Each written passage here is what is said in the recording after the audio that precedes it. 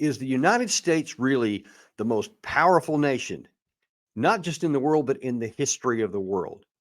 And if that's true, what does that mean in terms of what we should do and how we should behave in the world? And if it's not true, should that change how we behave in the world and what we do?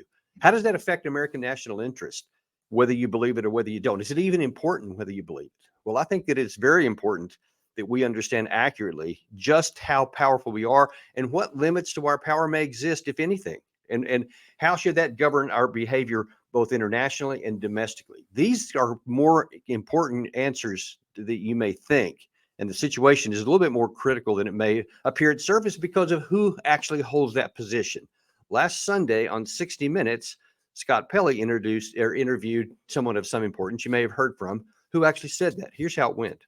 Are the wars in Israel and Ukraine more than the United States can take on at the same time? We're the United States of America, for God's sake. The most powerful nation in the history, not in the world, in the history of the world.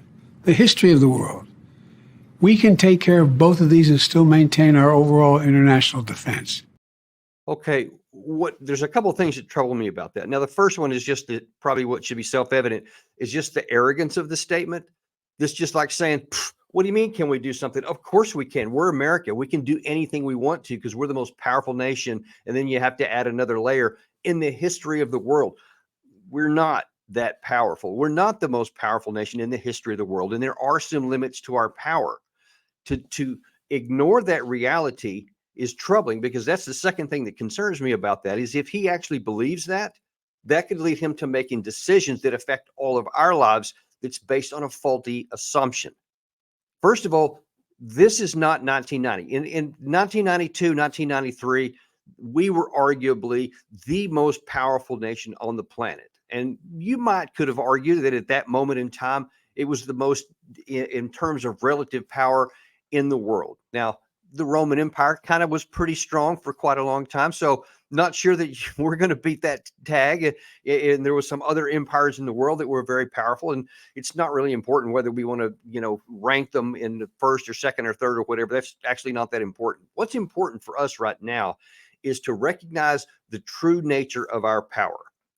Now, in 1992, the Soviet Union had just collapsed. And so all the Warsaw Pact and all the power that the Cold War had been created for had dissolved, basically. And it was just nothing but chaos and no organized power. So all that NATO had been formed to oppose for all those decades was now gone. Meanwhile, in China, they were still a third world country. And they were basically a peasant army.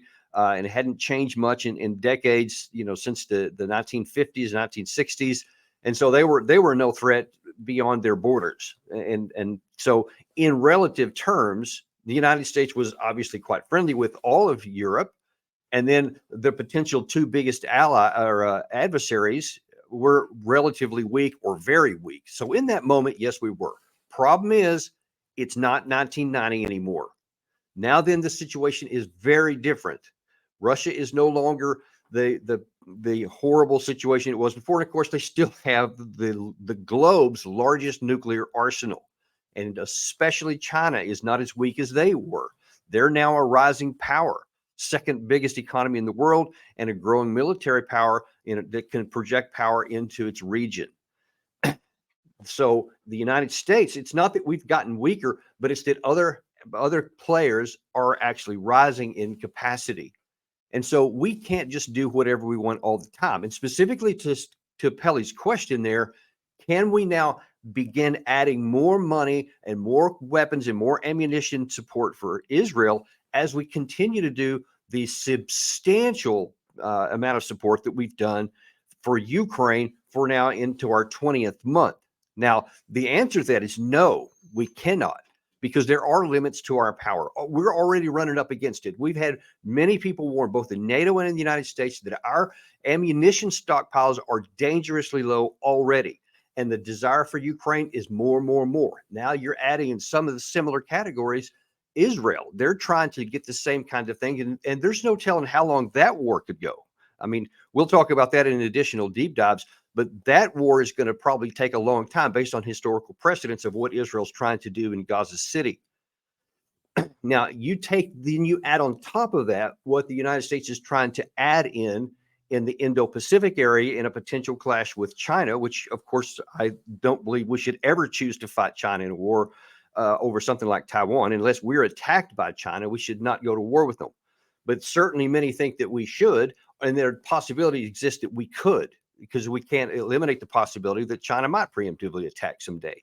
If that happens, we've got to have the capacity to defend, and to try and claim that we can be all this engaged in the Russia-Ukraine war with all of the things that requires in both cash, weapons, and ammunition for an extended period of time. Now add another war support in Israel with the Hezbollah situation, and continue to build up in the Indo-Pacific area, and keep us safe in all the other parts of the world, and hope that the situation in Israel doesn't expand into a regional war. And we just sent 2 aircraft carrier strike groups in there towards that end. Then we have to understand that there are limits to our power. And we cannot do all this stuff just because we're American, just because we want to.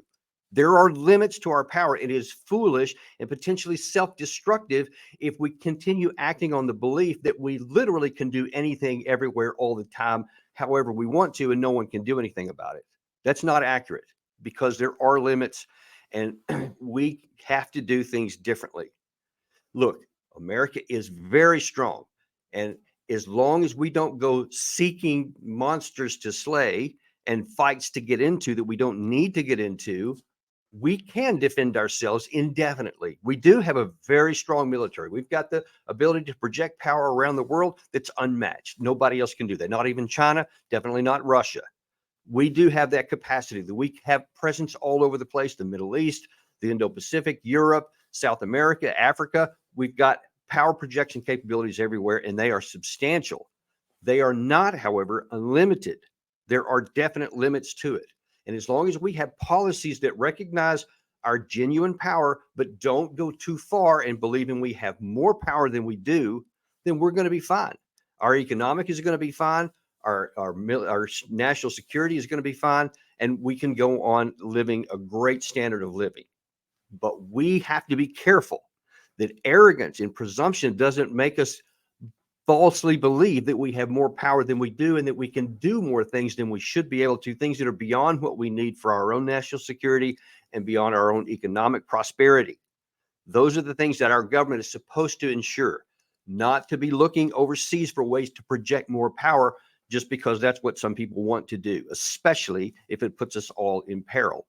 And that is something that I believe is more of a possibility than many may require. And so the Bible itself says pride comes before a fall, and it's self-evident that that's the case. Is arrogance has been the downfall of a great many. We need to make sure it's not us.